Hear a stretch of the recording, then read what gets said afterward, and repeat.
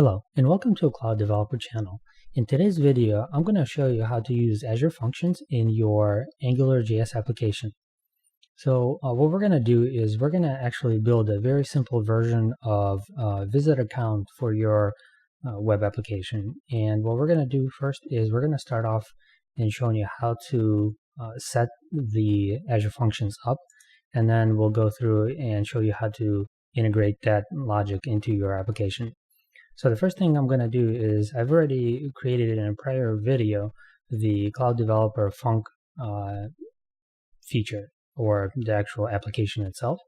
And here what I'm going to do first is I'm going to go ahead and set up my first Azure function. I don't have any right now.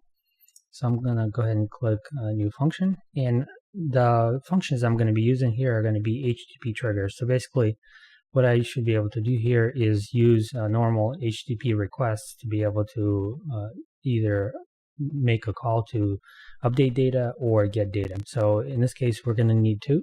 We're going to need one to actually get the information, and the other one is actually going to be to update the value so that it can keep increasing as users end up visiting our website. So I'm going to go ahead and choose this HTTP trigger, and it's asking me for a name. And I'm going to go ahead and call this get visitor count. And I'm going to leave the authorization level to function.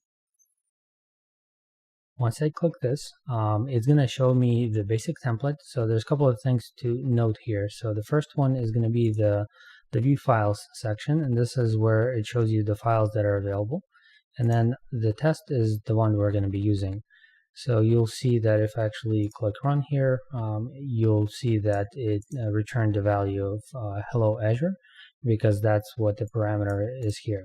Now, we're not going to actually be taking any input parameters here, so I can go ahead and delete this line item. You can keep it there. This is just for testing purposes.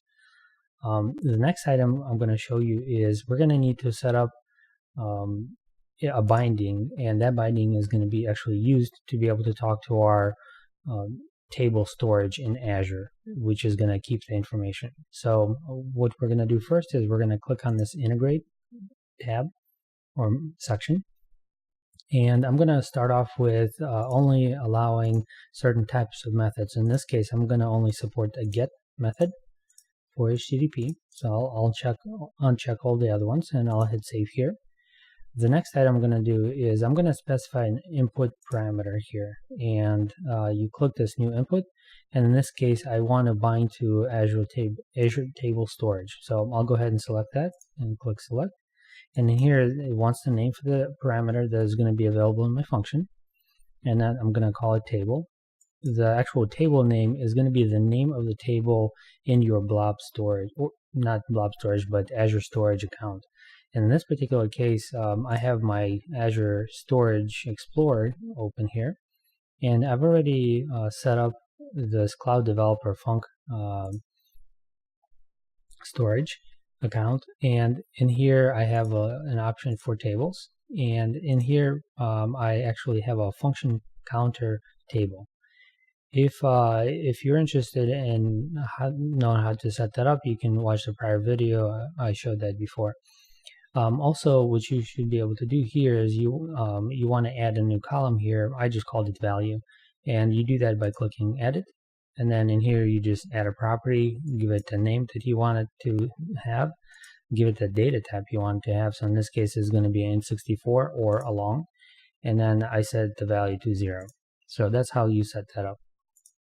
The next item we're going to do is we're actually going to update this table name here, and we're going to call it function counter. Let's just make sure it's the right name. So function counter is the name, and then you want to actually point to this particular function to the specific storage account connection string. So in this case there's no value here, so I'm going to go ahead and hit new, and it loads all of my storage accounts that are available. And I'm going to go ahead and click this Cloud Developer Func, and then I'll go ahead and save. So now this has been set up, and we're ready to actually start updating this function to do what we needed to do. So the first thing I'm going to do is I'm going to go ahead and clean all of this up, since we're going to be replacing it with different values. And what we're going to start off with first is I'm going to go ahead and actually reference a namespace, and this is actually referencing a DLL in the Azure Functions application itself. And then the namespaces that I'm going to be using here are going to be the following. It's going to be the systemnet threading, because we're using async, and we're going to be referencing the Microsoft Windows Azure Storage Table and Table Queryable. And we're going to need those in order to be able to properly read information from table storage. So the next item I'm going to show you is actually the entity that we're going to be referencing. So in this particular case, I'm going to be actually accessing the table through this visitor count table entity, and if you remember, we had the column called value. That's how I'm going to be able to actually get the value from that table. The next step is I actually want to add another variable input argument into this function, and it's going to be called cloud table. And this is a generic way to actually be able to reference different tables within your table storage. So, and make sure you call it table, because that's what matches the integrate section where we just made changes to. So if I go ahead and save this, you'll notice on the bottom is going to start compiling, and is going to give you some additional information. For example, there's no wait operators, as well as the actual function doesn't return anything inside of the body of the function. So it's already telling you that there's a problem. Okay, so the next item here is going to be the fact that in order for us to make this work using asynchronous operations, we actually need a helper function that doesn't exist in the library by default.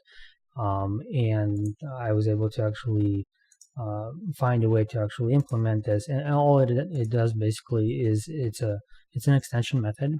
And the way it works is it takes in the table query that we're going to be generating. It takes in also the cancellation token, which is used for threading and cancellation. And then what it does is basically it generates a query off of that table query and goes through and in a asynchronous manner actually loads all of the values and returns the values from that table into your function that's actually invoking this method. So if you're interested, you can take a look, and I'm going to be actually storing this code in my GitHub repository for this video. You can find that in the comments, not in comments, but in the detail of the video itself. So, so now that we have this function here, we should be able to actually start writing the code to obtain the actual value from the table, so we can actually get the visitor count. So what we're going to do first is we're going to go ahead and write a query that actually obtains the information from the table. And what you'll see here is we're saying await table create query of type visitor count, make it a table query object, and then execute async with no cancellation token required. And the next step is it's actually just going to go ahead and get the results and then get the first row, because we're going to be basically updating the same row and the value within that row.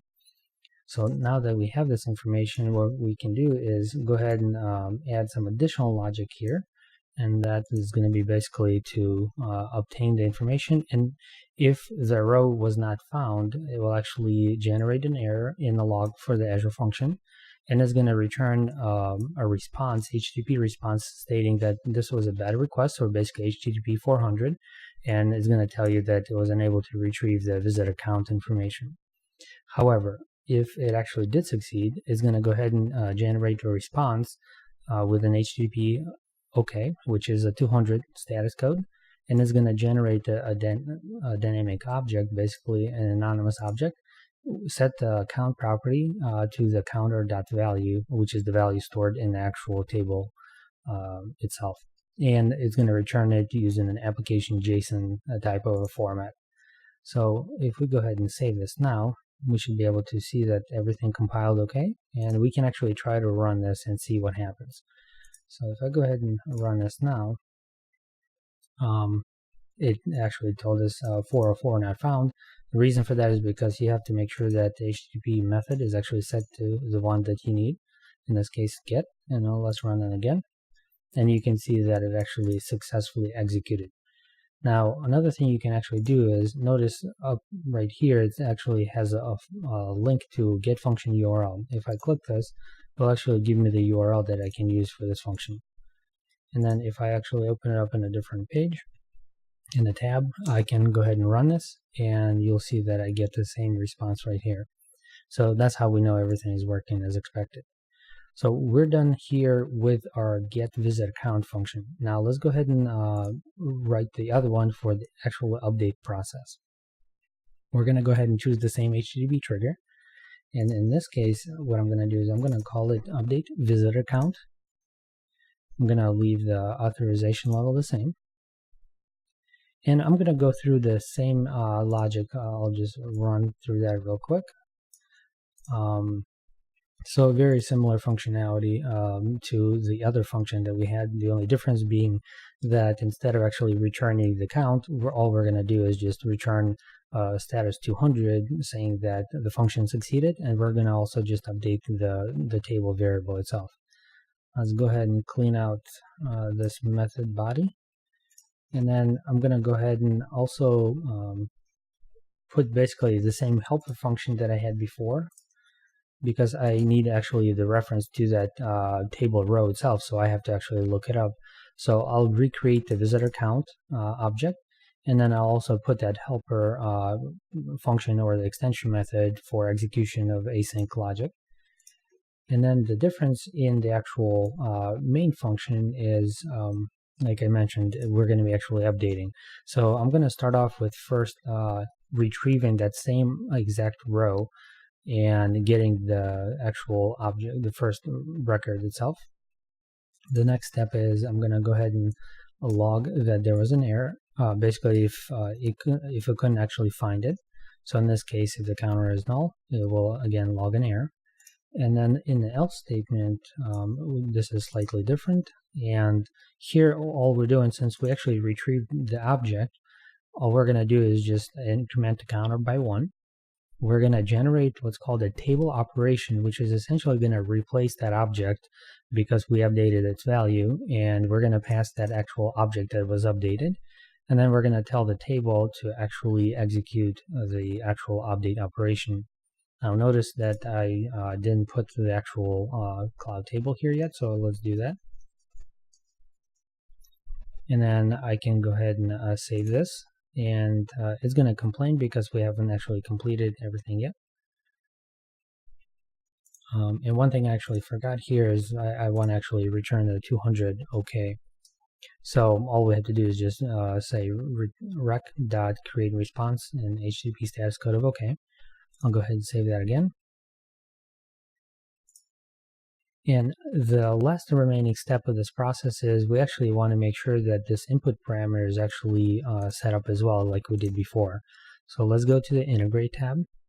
And here I'm going to go ahead and again select specific methods. So in this case, even though this is doing an update, I'm going to go ahead and choose get, but you can also set it up to do post or put.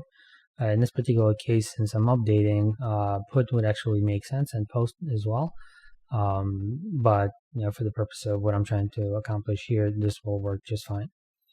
And then I'll go ahead and save this. And then I'm going to set up the actual input parameter. Again, we're going to choose table storage. We're going to call it table. Here we're going to say function counter. And then the storage account, we're going to go ahead and click new again. Choose our storage account and click save. So let's go back to the function, and actually let's go ahead and try to run that. So I'll set the HTTP method to get again, and let's take a quick look at the actual value right now. So if I refresh this in my Storage Explorer, you'll notice that the value is still 0. So let's go back here and let's run this.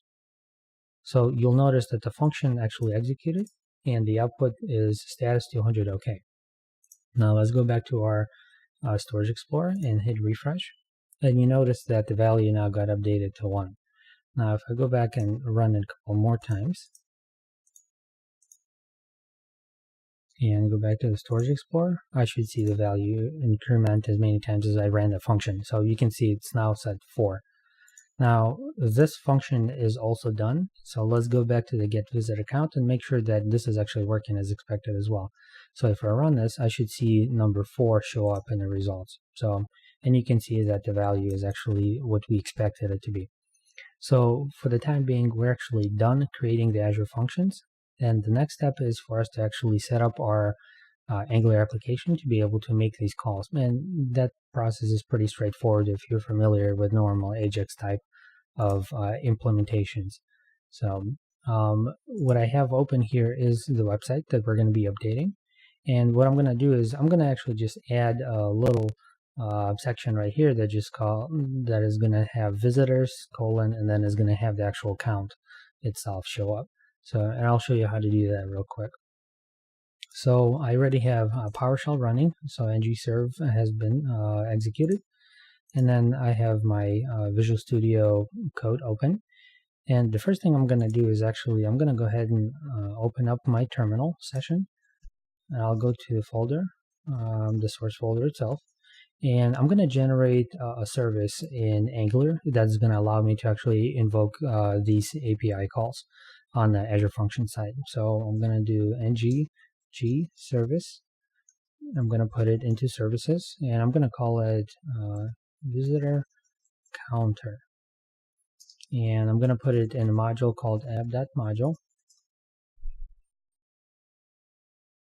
And so basically now it actually created this visitor counter inside of our app module, automatically put it into the app module right here. So you can see it showed up right here, as well as it added it to the providers. So the next step we're going to want to do is we're going to actually update this visitor counter service that just got generated with some information. So I'm going to open up this playlist service.ts, and I'm just going to grab this import statement for the environment because we're going to need that. And I'll go back to the visitor counter service, and I'll go ahead and paste that right here. The other item that we're going to want to do here is I'm going to actually declare the jQuery $sign variable so I can use it.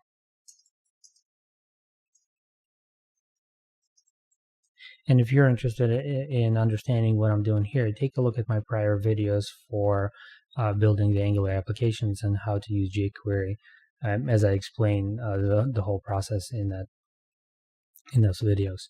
So here, then, what we're going to want to do is we're going to actually want to create a couple of functions. The first one is going to be get visitor count, and it's going to return a promise. And I'm going to just return any, as it will return basically the counter property. So you'll reference it by data.count. And in here, I'm going to go ahead and open and close curly braces. And what I'm going to do now, let's see. Okay, so I was just complaining that I don't have any return. So what I'm going to do is I'm going to return $.get JSON.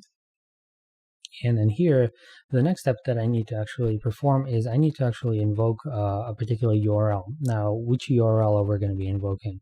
So in this particular case, what I want to do is I don't want to actually hard code the URL itself here, but I do want to use the environment, and I'm going to put it in my environment.ts file. So I'll go ahead and actually put that at the end. So I'll just call it tracking. I'll call it get visitor count, and the other one is going to be update visitor count. Okay, so to be able to reference them, I also need to provide the values as well. So I'll go ahead and actually go back to my portal, and I'll grab the function URL itself. So this is going to be the get visitor count URL. I'll paste it right here. And I'm going to do the same thing for the update visitor count. So I'll grab that from here. And I'll paste it right there. So now we should be able to actually reference them. So this is as simple as just saying environment.tracking.getVisitorCount.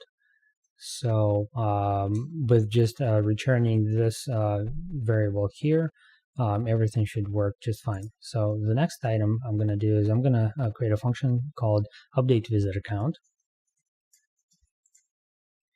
And I'm not going to pass in any parameters, and in fact it's going to be a void function because it doesn't return any data back.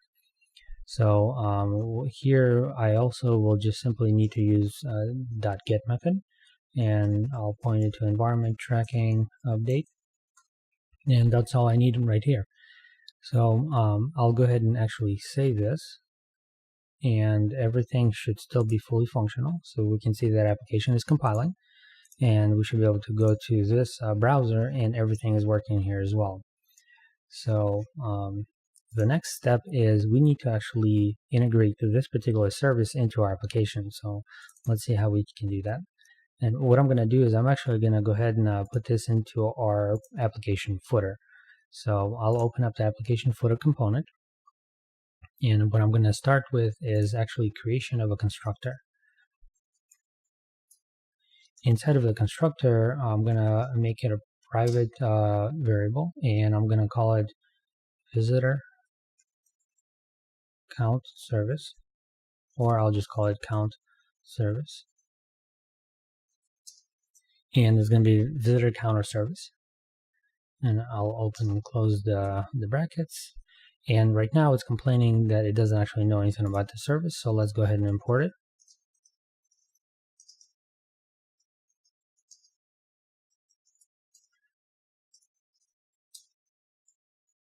So it's imported, and I should be able to actually start using it. Now, the way that I want to actually use it is on the initialization of this component. So the way you do that is by using the onInit, and you want to implement that interface itself, the onInit interface. And the way you do that is by implements onInit itself, and let's click on this icon here and implement an interface, which actually generates this method for us, and we can go ahead and place that after the constructor. And here all we want to do is actually go ahead and make the call to actually get the data. So this is as simple as just doing this .count service .get visitor count, open close parenthesis .then, and then it's going to be data. And then what we're going to do is actually we want to render the value here inside of our HTML template. So how do we do that? Well, in order to do that, we're going to actually want to create another variable called visitor count. And we're going to make it a number. And all we have to do here is just do this.visitor count equals data.count. So this will, let's actually type it out because it's not happy, then autocomplete for us. So this.visitor count equals data.count. This should actually set the parameter, and we should be ready to go. So let's actually fix these errors or warnings that is given us because it doesn't like the double quotes.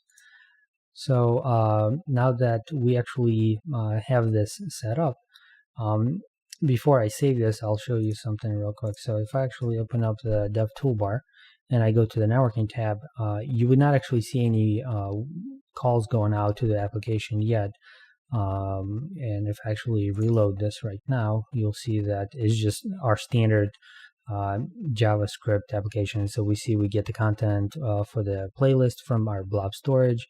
We download the normal JSON files and all the other resources, but there's nothing actually making an external call. So I'll go ahead and save this now. It will recompile, and you'll notice that it actually will make another call out to the get visitor count, and it's right here. So if I can actually click on this now and I'll see the preview, you'll see that the value is now 4. So now we know that it's actually working correctly. So let's go back to our application, and the last one of the last parts we want to do is here we're going to want to invoke the update. So not only does it retrieve it, but also it will actually get the count. So this .count service .update visitor count, and open close parenthesis, and that's all we had to do. So if I go ahead and save this now and go back to the application, you'll see that we have get visitor count as well as update visitor count. And here, there's basically no response. All it is just a 200 OK, which is a response. And then the get visitor count right now is still going to be 4 because keep in mind we do the get first and then an update. So now if I actually refresh it again, you'll see that it's going to come back with 5. So you can see that it came back with 5. So, and the last step we want to actually do is we want to actually add it to our view. So let's do that real quick. We'll go to our HTML template. And at the bottom, what we're going to do is specify the actual p tag, a paragraph tag, where we're going to place that content. And we'll just do visitors, and we'll do the template, and it's going to be visitor count. As soon as I hit save and go back to the application, we'll see that the count is now being rendered right here. So, and as many times as I start loading it, you'll see that the count keeps updating one by one. So as users start visiting your site, you'll be able to actually see that counter increase one value at a time, one number at a time. Now, one thing that I've also been doing is I've been actually making it so that when my application is not running in production, I don't actually make remote API calls unless I really need to. So in order to do that, I'll show you real quick where you can get that working. Let's go to our visitor counter service. And then in here, it's okay to do the get visitor count itself if you wanted to, or but maybe you don't want to do the update visitor counter. So in this particular case, let's say I don't actually want to do both unless I'm actually in production. So what I can do here is I'll do an if condition, if environment production, only then will I actually make this API call. So in this particular case, it will only update the actual counter and invoke the function call when this application is running in production mode. So, and then for the actual get visitor counter, I still want to get a good value or some kind of a value that I can use when building my interface so that I can actually see what it looks like. But I don't actually want to do it through an API call. So I'm going to mock that up real quick. And the way I'll do that is I'll basically say if environment is production, then make a normal call and then return the value. In this particular case, it's going to be actually returning a promise. But if I'm not in production, what I'm going to do is I'm going to return a new promise, and I'll actually put some fake data in here, but that's going to be good enough for me to actually see what's going on. So I'll just do resolve, and I'm going to go ahead and return count.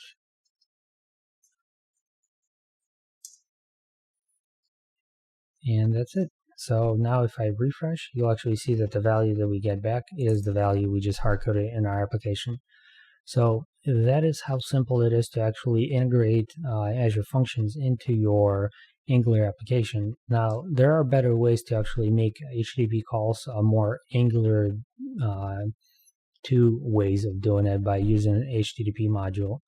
Which if you're interested, you can always obviously Google it, but maybe in a future videos, if you're interested, I can actually show you how to integrate HTTP module to be able to make these calls. But the good thing is with the pattern we just used, we actually created a service, and all we would have to do is actually update the service itself and not our view in case we actually wanted to make that switch. So if you enjoyed this video, please go ahead and subscribe to this channel. If you have any questions, go ahead and leave your comments in the comment section below, and I will talk to you next time.